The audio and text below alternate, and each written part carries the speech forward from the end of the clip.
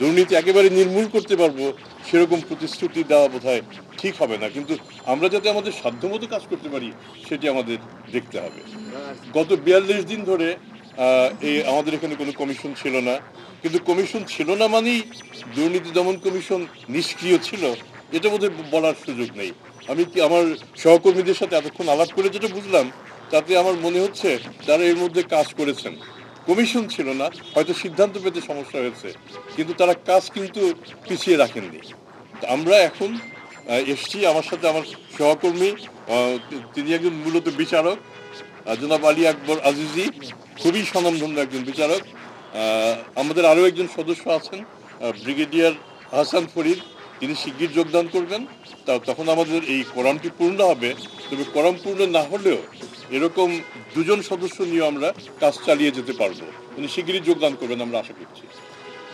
এ সময় আমরা আমি আমি আমি আপনাদের একটু সাহায্য করি। এই সময় আমরা যে কাজগুলি করব বলে আশা করি তার মধ্যে প্রধান, আমি আগেই বলেছি, জনপ্রত্যাশা একটা গুরুত্বপূর্ণ বিষয়। এ সময় জনগণের প্রত্যাশিত বিষয়গুলি কি কি হতে পারে?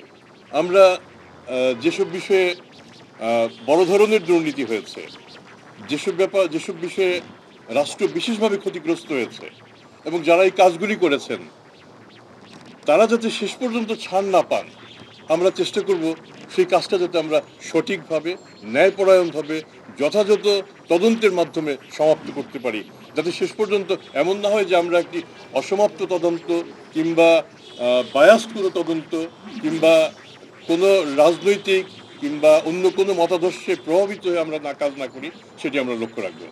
আমাদের আমি বিশ্বাস করি আমরা খানিকক্ষণ আমরা আলাপ করলাম, তাতে আমার মনে হচ্ছে মানসিকভাবে আমরা ৩ সদস্যই একই মতাদর্শের অনুসারী।